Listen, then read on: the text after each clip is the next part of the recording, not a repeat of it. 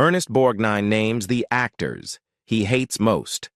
Ernest Borgnine was born Ernest Borgnine on January 24, 1917, in Hamden, Connecticut, emerged as one of Hollywood's most enduring, versatile, and beloved actors. The son of Italian immigrants, Borgnine grew up in a working-class family where discipline, hard work, and resilience were central values. His parents separated during his youth, and his mother briefly took him to Italy before they returned to the United States.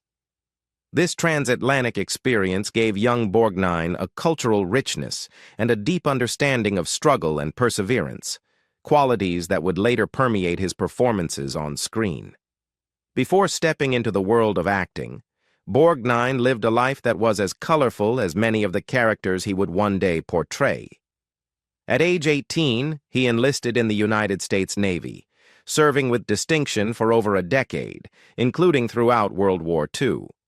His years in uniform shaped him into a man of discipline, loyalty, and camaraderie. Borgnine often spoke proudly of his time in the Navy, crediting it with giving him direction and a sense of purpose. Even after becoming a Hollywood star, he remained deeply connected to the military, often appearing at Navy events, veteran gatherings, and lending his support to causes that honored servicemen and women. After his discharge, Borgnine found himself searching for a new path in life. He had no prior experience in the arts, but at the suggestion of his mother, who believed he had a natural gift for expression, he enrolled in acting classes. What began as a tentative exploration quickly grew into a passion. He honed his craft in theater, particularly with stage work at the Barter Theater in Virginia, before making his way to Broadway and then to Hollywood. His tough, burly build and distinctive gap-toothed grin made him an instantly recognizable presence, often typecast as a villain or roughneck in his early career.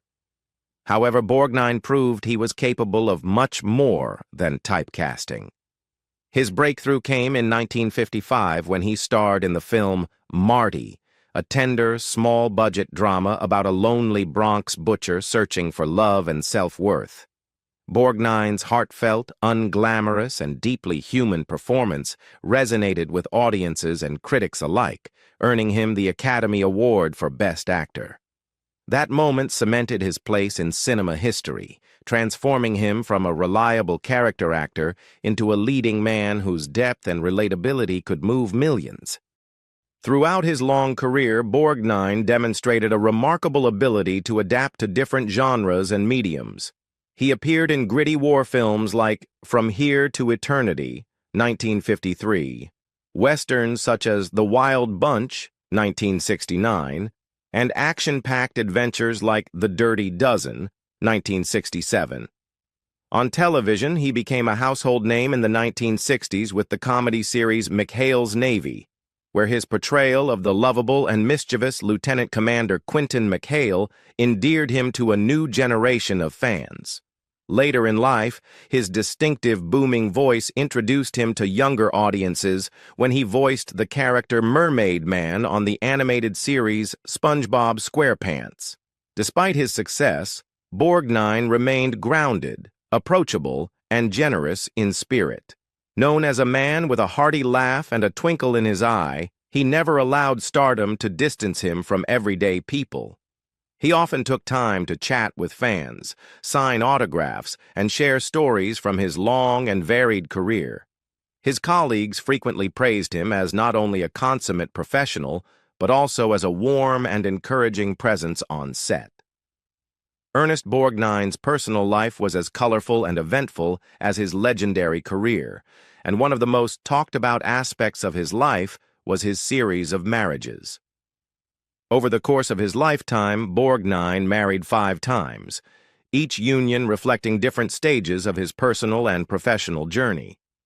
His first marriage began in 1949, shortly after he returned from serving in the U.S. Navy, where he had dedicated a decade of his early adulthood to military service during both peacetime and World War II. During his naval years, he met Rhoda Kemmons, a woman who was charmed by his warm personality and who supported his early transition from a disciplined sailor into a man striving for a civilian career. Their marriage lasted for nearly a decade, from 1949 until 1958, and during that time, they welcomed a daughter, Nancy, born on May 28, 1952.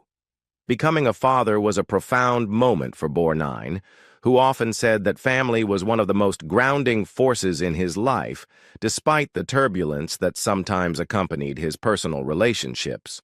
However, as Borgnine's acting career began to take off in the 1950s, the pressures of Hollywood fame and the demands of being away from home took a toll on the marriage. Ultimately, their union ended in divorce, though Borgnine remained dedicated to his role as a father to Nancy. His second marriage brought him into the world of international cinema and glamour. In 1959, he wed the acclaimed Mexican actress Katy Jurado, who had already built a reputation as a strong, fiery performer in both Hollywood and Mexican cinema. Their relationship was intense and passionate, and the pair made a striking couple, admired both for their talents and their charisma. However, the very intensity that first attracted them also created friction.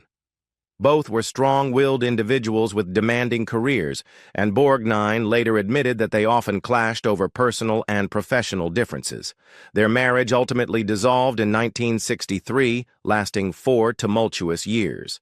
Despite the separation, Borgnine later spoke of Jurado with respect, acknowledging her as a remarkable actress and a woman who had made a lasting impression on him. Borgnine's third marriage, however, became one of the most infamous chapters in his personal history.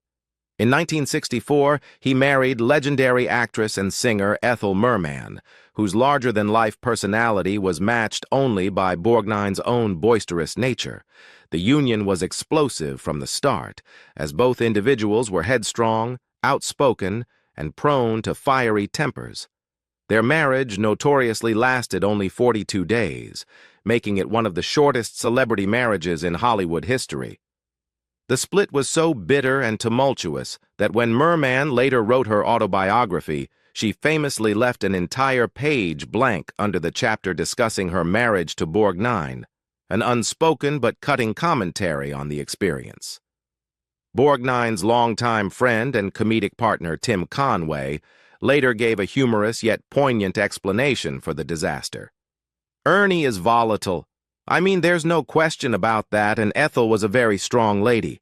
So you put 2 bombs in a room, something is going to explode, and I guess it probably did." The remark perfectly captured the volatile chemistry between 2 show business giants whose tempers simply could not coexist under one roof. After the public spectacle of his brief marriage to Merman, Borgnine entered into his 4th marriage in 1965, this time to Donna Rancourt. Their relationship was longer-lasting, stretching until 1972, and it produced 3 children, deepening Borgnine's role as a father. Their first child, a daughter named Sharon, was born on August 5, 1965. 4 years later, they welcomed a son, Christopher, born on August 9, 1969. Their family grew again with the birth of another daughter, Diana, on December 29, 1970. Borgnine took pride in being a father to a growing family, often speaking warmly about the joy his children brought him even when his marriages faltered.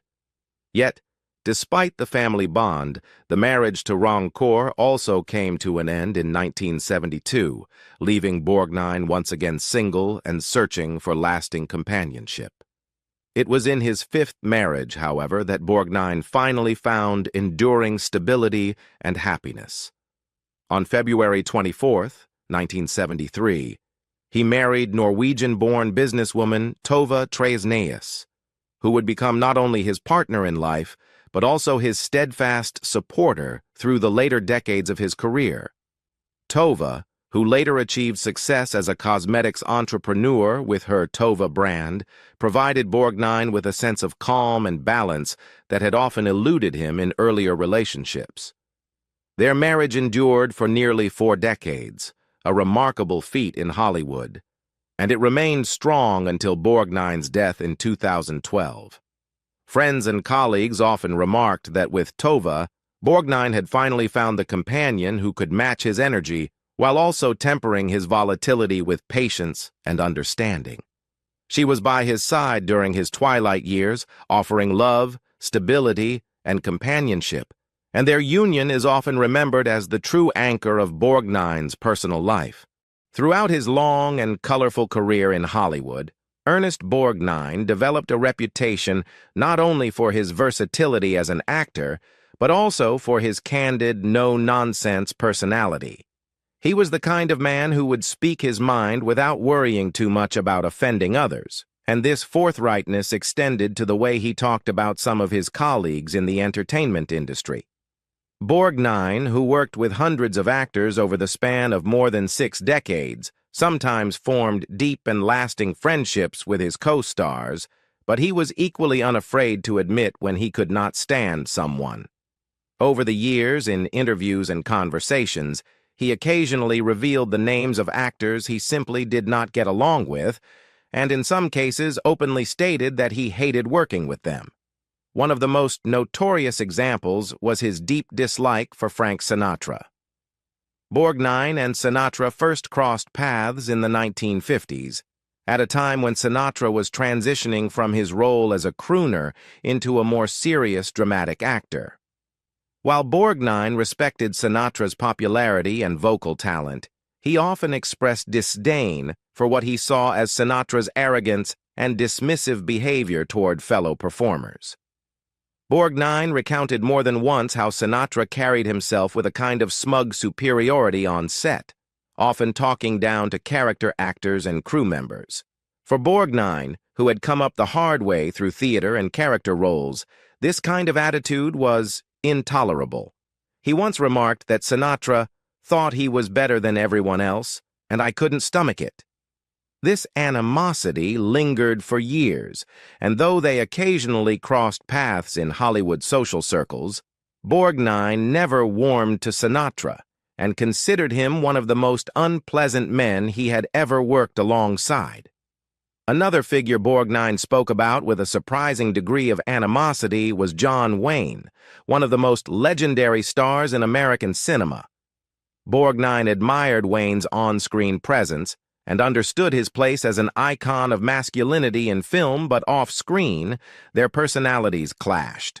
Borgnine felt that Wayne was domineering and often dismissive toward actors he considered beneath him in stature. Though they never had a violent confrontation, Borgnine described working with Wayne as walking on eggshells, since Wayne always had to be the center of attention both on and off the set. Borgnine, who had a much more collaborative and down-to-earth approach to filmmaking, found Wayne's larger-than-life ego grating. While he admitted that Wayne could be charming at times, Borgnine never forgot the instances when Wayne belittled directors or treated supporting actors poorly. It left a bitter taste, and in later years Borgnine admitted that Wayne was not someone he enjoyed being around. Borgnine also made it no secret that he disliked Frank Sinatra's Rat Pack companion, Dean Martin, although his feelings toward Martin were not quite as venomous as those toward Sinatra himself. Borgnine felt Martin coasted too much on his charm and easygoing public persona, and he thought Martin never really gave his all to acting.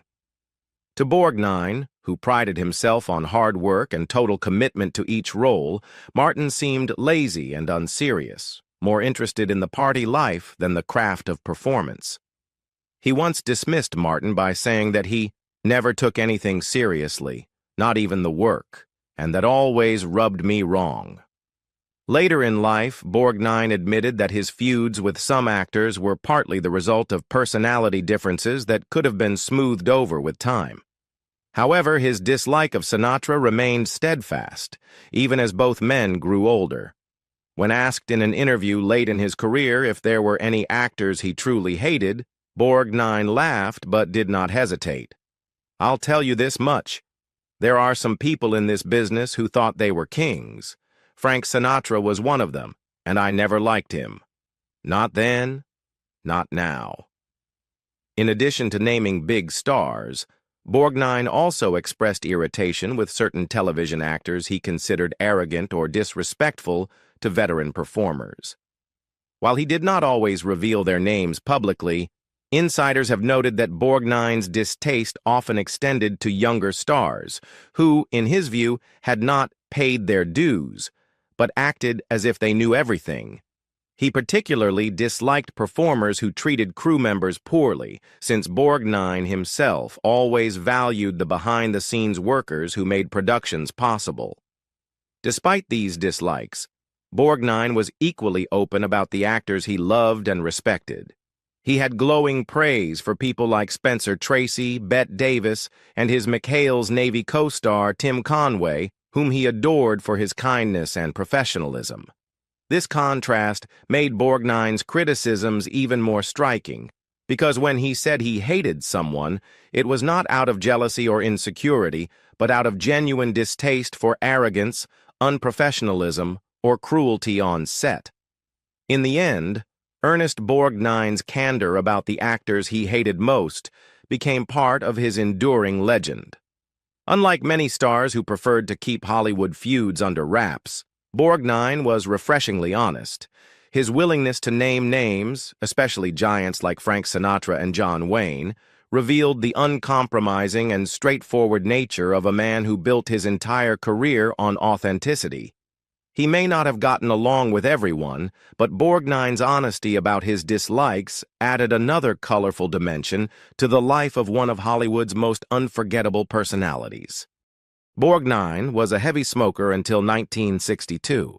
In a November 2008 interview, a then 91-year-old Borgnine was asked by Fox News morning host Steve Doocy to reveal the secret of his longevity, and he whispered into a live mic, "I masturbate a lot." At the age of 95, Borgnine died of renal failure on July 8, 2012, at Cedars-Sinai Medical Center. He had undergone surgery a month prior to his death and had been to the hospital days before it for a medical checkup. He was cremated